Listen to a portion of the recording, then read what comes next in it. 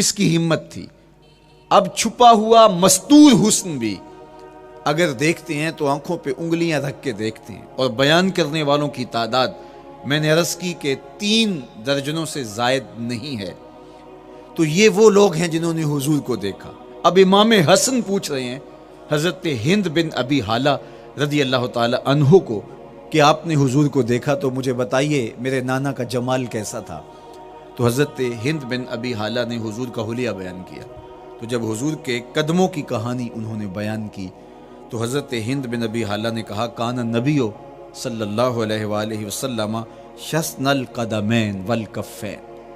حضور علیہ السلام کے مبارک قدم اور حضور کی ہتھیلیاں پر گوشت تھے.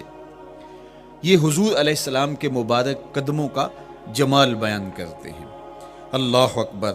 اور حضور علیہ السلام کے قدموں کے بارے میں امام ترمذی جو شمائل میں حدیث لائے ہیں اس میں انہوں نے یہ بھی بیان کیا کان رسول اللہ صلی اللہ علیہ وسلم مسیح القدمین.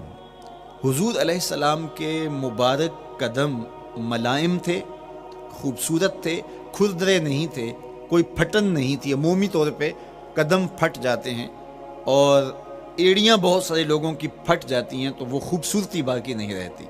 تو وہ کہتے ہیں کہ حضور مسیح القدمین تھے. اور جب آقا کریم علیہ السلام کے مبارک قدموں پہ پانی ڈالا جاتا تو وہ ڈھل کے نیچے چلا جاتا. یہ تھا حضور کے قدموں کا حسن اور حضور کے قدموں کا جمال. اچھا، آقا کریم علیہ السلام کی جو مبارک ایڑیاں تھیں وہ زیادہ پر گوشت نہیں تھی، ان کے اوپر گوشت زیادہ نہیں چڑھا تھا، اس لیے کہ ایڑیوں کا زیادہ پر گوشت ہونا ایڑیوں کے حسن کو زائل کر دیتا ہے. حسن کا مرقع ہی جمال مصطفیٰ ہے. تو اس لیے اللہ نے ایک ایک عضو کو تراش کر کے بنایا ہے، بلکہ پوچھ پوچھ کے بنایا ہے. جس طرح حسان بن ثابت رضی اللہ تعالی عنہ کہتے ہیں کأنک قد خلقت کما تشاء. محبوب مجھے تو یوں لگتا ہے جس طرح آپ کے رب نے آپ کو آپ سے پوچھ کے بنایا ہے کہ محبوب بتاؤ کہ میں آپ کے اعضاء کو کیسے توازن اور کیسے حسن اور کیسے جمال دوں. تو حضور کی مبارک ایڑیاں یہ پرگوشت نہیں تھیں، باقی حضور کے پاؤں پرگوشت تھے اور کوئی پھٹن نہیں تھی. بالکل نرم گداس اور بالکل جو ہے وہ ملائم تھے. اور جب پانی ڈالا جاتا تو پانی ڈھل کے نیچے 1 سیکنڈ میں آ جاتا. یہ اللہ نے محبوب کو حسن دیا. حضرت ہند بن ابی حالہ نے کہا کہ حضور کے مبارک تلوے جو تھے وہ درمیان سے اٹھے ہوئے تھے، ایڑیوں سے لے کر کے انگلیوں تک یہ تلوہ کہلاتا ہے، جو اس کا نچلا حصہ جو زمین سے مس کرتا ہے، اور اس میں جو درمیان والا حصہ ہے یہ اٹھا ہوا ہو اور بالکل پاؤں سیدھا نہ ہو تو یہ پاؤں کا حسن ہے. پاؤں کا بالکل سیدھا ہو جانا یہ پاؤں کے حسن کو زائل کر دیتا ہے. اس میں تھوڑا سا خم ہو، جب چلے تو انگلیاں اور پنجے کا جو ہے وہ آگے والا حصہ زمین پہ لگے اور ایڑی لگے اور درمیان والا حصہ زمین پہ نہ لگے. تو یہ حسن ہوتا ہے کسی کے پاؤں کے تلوے کا. اللہ نے محبوب کے مبارک قدم کی پشت کو بھی حسن دیا، حضور کے تلووں کو بھی حسن دیا، حضور کی ایڑیوں کو بھی حسن دیا. سائل الاطراف، حضور کی مبارک انگلیاں قدرے لامبی تھی اور یہ حسن ہوتا ہے. انگلیاں چھوٹی ہوں، ان کا قد پست ہو تو پاؤں کی خوبصورتی دکھائی نہیں دیتی، لیکن اللہ نے اپنے محبوب کی انگلیوں کو بھی ایک لمبائی عطا کر کے اس کو بھی ایسا جمال دیا تھا یار جو پاؤں کو دیکھتا رہے وہ پاؤں کو ہی دیکھتا رہ جائے.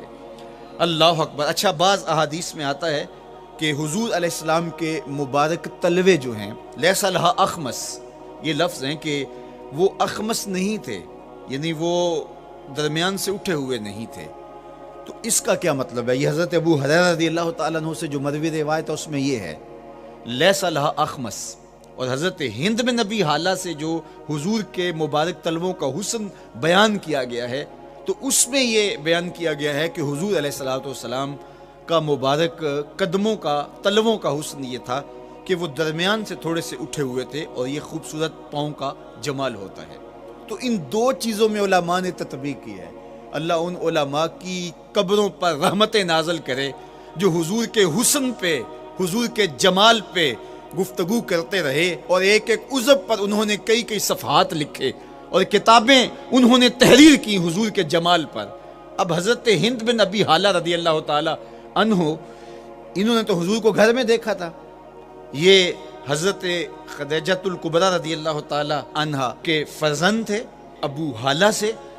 اب انہوں نے تو دیکھا، اب حضور لیٹے ہیں تو انہوں نے حضور کے پاؤں کو دیکھا کہ درمیان میں ہلکا سا خم ہے اور یہ پاؤں کا جمال ہے۔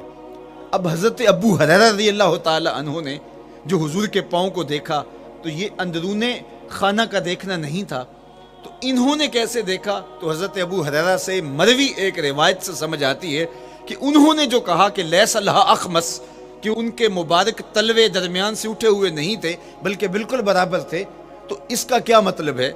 تو حضرت ابو ہریرہ سے ایک روایت مروی ہے، وہ فرماتے ہیں کہ جب حضور علیہ السلام کسی چٹان کے اوپر چلتے تو حضور علیہ السلام کا وہاں قدم پڑتا تو وہ اس چٹان کے اندر حضور کا قدم گھس جاتا، وہ موم کی طرح چٹان نرم ہو جاتی۔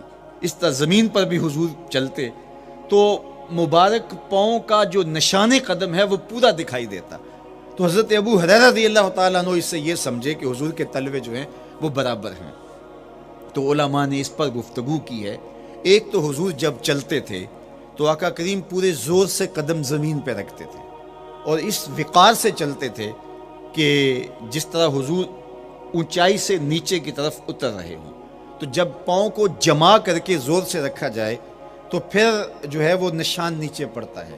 یا اللہ اپنے محبوب کے لیے زمین کو اور پتھروں کو بھی نرم کر دیا تو پھر حضور کے تلووں کا نقش بھی زمین کے اوپر جو ہے وہ حویدہ ہو جاتا۔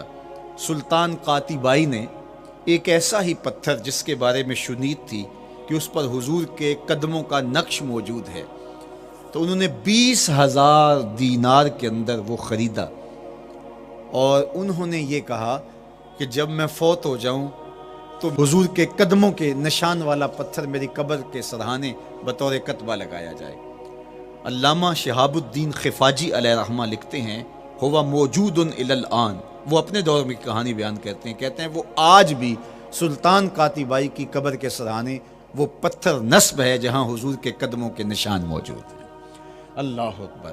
تو آقا کریم علیہ السلام کے مبارک تلوے، حضور علیہ السلام کی کم گوشت تراشی ہوئی ایڑیاں اور مسیح القدمین، حضور علیہ السلام کے ملائم نرم گداز پاؤں، ان کا حسن اور ان کا جمال، اور آقا کریم علیہ السلام کے قدموں کی انگلیاں جو قدرے لمبی تھی اور ان میں جو درمیان والی انگلی تھی وہ زیادہ لمبی تھی، اس پر حضرت میمونہ بنت کردم رضی اللہ تعالی عنہا اس انگلی کا حسن بیان کرتی ہیں، کہتی ہیں مجھے شوق ہوا کہ میں حضور کو دیکھوں، تو اپنے والد گرامی کے ساتھ حجۃ الوداع کے موقع پر میں بھی سعادت حج پا رہی تھی، تو حضور کو ملنے کے لیے جب ہم پہنچے تو آقا کریم اونٹنی کے اوپر سوار تھے، ناکا پر جلوہ فراز تھے، تو میرے میں ہمت نہ ہو سکی کہ حضور کے چہرے کو دیکھ سکوں۔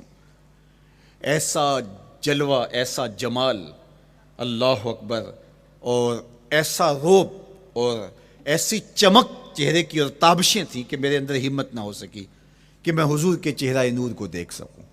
اب آقا کریم اونٹنی پہ سوار تھے تو میں حضور کے مبارک پاؤں کو دیکھنے لگی، میں بس حضور کے پاؤں کا جمال اور خوبصورتی دیکھنے لگی، اسی میں کھو گئی۔ اب حضرت میمونہ بنت کردم رضی اللہ تعالی عنہا حضور کے مبارک قدموں کی ایک انگلی کا حسن بیان کرتی ہیں۔ اللہ اکبر۔ حضرت میمونہ بنت کردم سے یہی ایک روایت مروی ہے، ساری زندگی ان کے پاس سرمایہ یہی تھا، جب کسی مجلس میں جاتی تو وہ کہتی تمہیں بتاؤں حضور کی مبارک انگلی کا حسن کیا تھا، یہ سرمایہ ساتھ لیے پھرتی۔